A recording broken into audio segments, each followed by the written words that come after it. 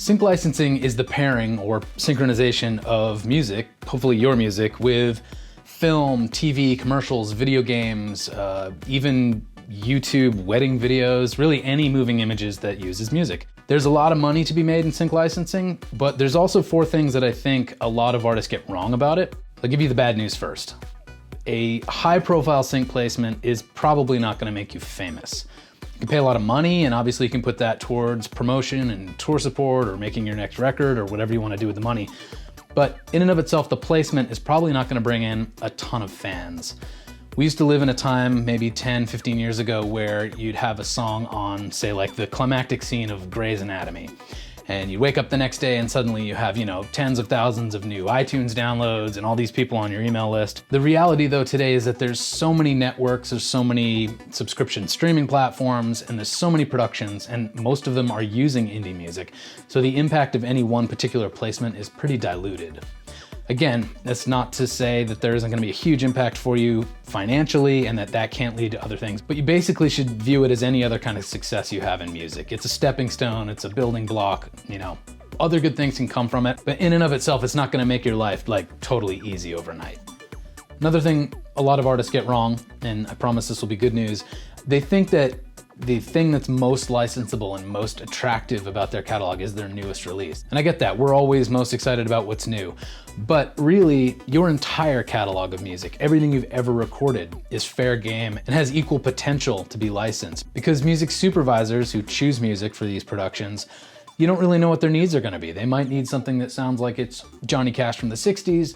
They might need some kind of EDM sci-fi thing. Eventually, there is a place for literally every kind of music, every time period, every genre. So don't ignore your back catalog when you're trying to find opportunities for sync licensing. Don't focus solely on your new stuff. A third thing that people get wrong is they assume there's no money in MICROSYNC licensing, and that is when basically instead of one song being used on Grey's Anatomy or some HBO TV show where you make a bunch of money for one placement, your song gets used in hundreds or thousands of small YouTube videos.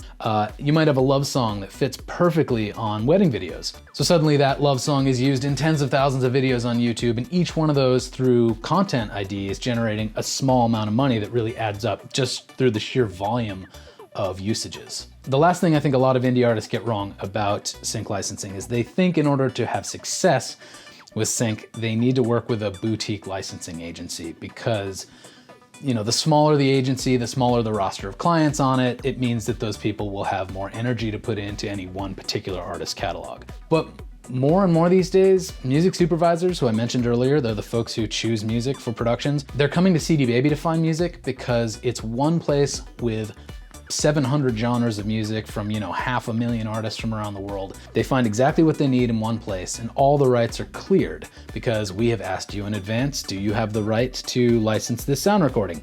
Do you have the right to license this composition? You say yes, that gives us permission to act quickly on your behalf. Productions move lightning pace these days, so they don't want to get dragged down having to clear a bunch of different rights with a bunch of different rights holders who need to now coordinate and get on the phone with each other.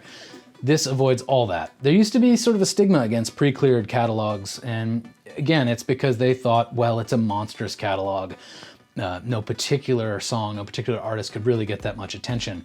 But again, that is really shifting because music supervisors more than anything want speed and convenience, and that's what CD Baby provides. So no, we can't promise, every single artist we work with that we're gonna find a high dollar lucrative placement for you. But what we absolutely can promise is that we're managing your entire catalog with care. We're trying to find every opportunity for your music that we can.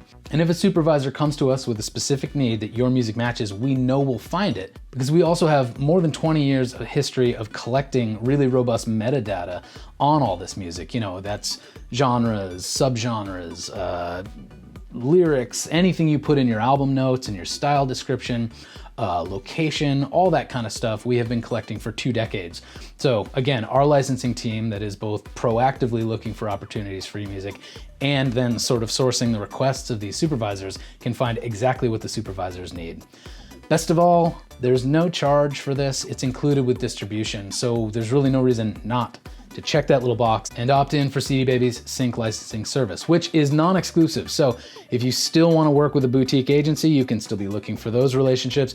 You can absolutely still look for sync opportunities on your own. So we're not going to get in the way of any other opportunity. We're here to support you and put your whole catalog of songs to work and find you all the money we can.